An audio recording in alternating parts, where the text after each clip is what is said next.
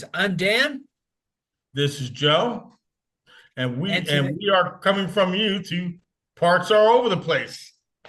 yes, but right now in different parts of the Bangkok area and one part in Pattaya.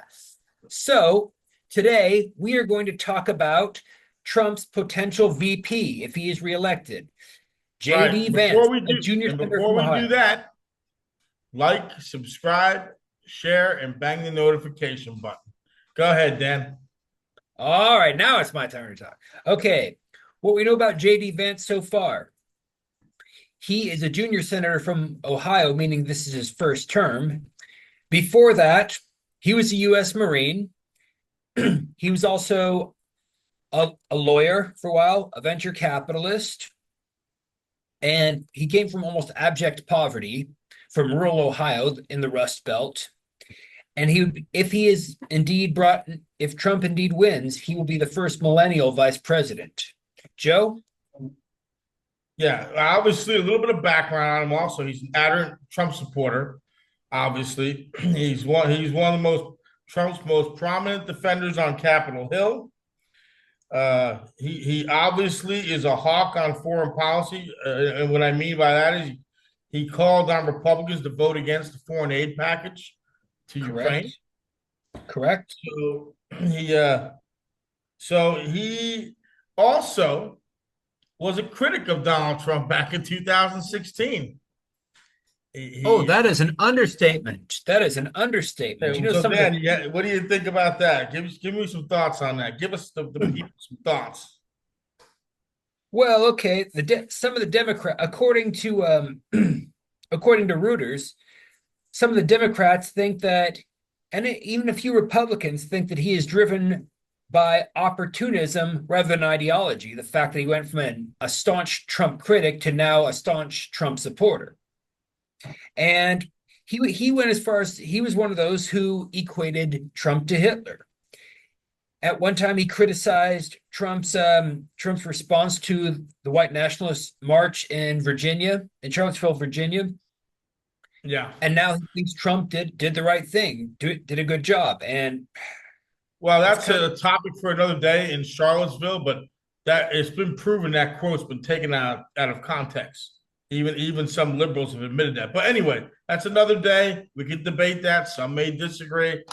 But with the quote you're referring to, he described Trump as a cynical asshole. I shouldn't say. I'm just reading from thehill.com, people. So, and America's Hitler. This is the source of this is thehill.com. It's 5 things to know about JD Vance, and I'm quoting verbatim in the article, and that's for the YouTube algorithm too. Many of his past remarks, obviously people are asking questions about him, but in recent interviews, he says, "Look, he was wrong, and he's evolved."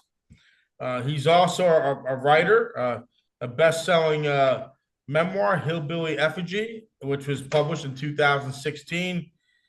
It was a very popular book.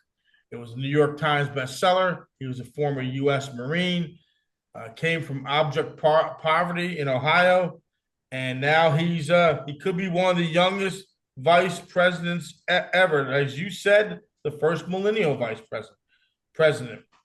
What else could you add, Dan? hmm. Well, you pretty much took it from me that I was going to mention that he was against foreign aid to Ukraine. And the term hawkish, that is a different definition today, if that's what a definition of hawk is, because it used to be Well, Republican. maybe I misstated that on my part. Oh, So okay, okay. yeah, so Oh, because I some stand words do corrected change on that. meanings. Yeah, some words Yeah, do so change that was meanings. my fault. Oh, okay, okay. And I was saying either way, the fact that a good The percentage word of I meant was isolationist. no, that's different. Yes. But the fact that so many Republicans today are against foreign wars, that shows how much things have changed since the Bush era, as in Bush Jr. when it when foreign wars were a major thing, and then Obama who followed, foreign wars were a major bit. Now it's Republicans that are advocating against foreign wars. I can't believe my eyes. Right. So, Dan, what do you think about his position on abortion? That's going to be a hot issue this campaign season. What do you think about Mr. Vance's position on abortion? Okay, in 2021, he said he thought that women impregnated even from rape and incest should carry the baby to term. That I am to say I disagree with him would be the understatement of the year. No, Right, those are the cases where even most conservatives justify abortion. right. And then and as far as states' rights to abortion, well, Ohio voted pro-abortion, pro-choice, and he referred to it as a quote unquote punch in the gut. Um, or sorry, gut punch to be exact. And now Yes. suddenly, but now he claims, as of this year, he claims that he supports access to abortion pills, which is a view shared by Donald Trump himself. Yes. Basically, he's aligning himself with the boss of the Republican Party, which right now is Donald Trump. He Vance, it said, and here's another article from both. This is from NBC News and The Hill. So I want to make sure for the folks out there watching, we're actually sourcing we're not just shooting from the hip. He supported federal restrictions on abortion access, including supporting restrictions after 15 weeks. However, young Mr. Vance has mirrored Mr. Trump here. He suddenly changed it, in which Trump has said the abortion access should be left to the states. And magically, that is his view now. Just like when Bush Sr. mirrored President Reagan, then candidate Reagan, in 1980. But Bush was actually pro-choice. All of a sudden, he became pro-life. So Trump has changed the Republican platform, so to speak. The platform, he took a hose and he's watering it down. He's not your grandfather's conservative. Oh no, it's definitely not the Christian right, definitely not the Christian conservative It's anymore. called the Donald Trump populist right. Mm-hmm. Correct, And, correct. and in an interview with NBC's Meet the Press, JD Vance said Donald Trump is a pragmatic leader and is open to compromise, speaking about the issue on abortion and abortion medication. So that would never be said by a Republican. 20 years ago, a Republican candidate would never say that. So, like you said, it goes back to how the party is changing. Mm-hmm. Correct. Yeah. What else, Dandy? What else do you have to add on Mr. Vance? Well, like I do respect the fact that he's a self-made man, the fact that he served in the armed forces. That's always a good thing. The part where I'm a little skeptical of him, though, I mean it. Number one, because Yeah, he's you got part to of say the it. establishment. He's part of the establishment, a senator. And number two, he was a lawyer. And usually, when former lawyers get into politics, I just, yeah, I can't get with that. Yeah, I get it. A lot of lawyers do that. President Biden was a lawyer. Vice Uh-huh. President Harris, lawyer. Barack Obama, Uh-huh. former President Obama, excuse me. Yeah, so Or yeah, there's President Nixon. lawyers. Yeah, Nixon. Who else? Yeah, there's some others, but it's Yeah, just there's look. The times are changing. Vance is you say he's an establishment. I might push back a tad. He's really only been in DC 2 years, so it's hard to say if he's establishment or not. We do know this. He hated Donald Trump 8 years ago, and now he can't get enough. And when they asked Donald Trump at the Republican National Convention, hey, well, he didn't like you back. Well, he likes me now. That's what counts. And so there you Mhm. go. And This I thought of this analogy just off the top of my head. It's like a kid in high school who says he doesn't care anything about the A list or whatever until he finds out he's on the A list, and then he's as exclusive and conventional as all the people he hated before. What do right, you think of that? yeah. I mean, and who knows? Look, people, and to be fair, look, people do evolve. You know, And to be fair, while Trump was president, when to him, in his opinion, he thought he was a good president. He started defending him even before he was a senator. So maybe he evolved, and people do evolve, and that goes for Democrats, Republicans, any walk of life. We as we get older and wiser, we journey through life, we grow, and and we change. I mean, I've changed my views on a lot of things. I was a hardcore conservative 30, even 20, 15 years ago. I'm a little easier now when it comes to Social Security and trying to help people out. Let's get some kind of health care. That would shock people to hear that from me. But I think as you get older, your views evolve. Yeah, my views evolved too. Some of my views have always been conservative. Some of my views have always been liberal. Exactly. And yeah, some of them have changed a little bit. Some of them moderated. Yeah, both have changed over time. Some of my views got more liberal. Some of my views got more conservative. It's yes. Yeah. I mean, yeah.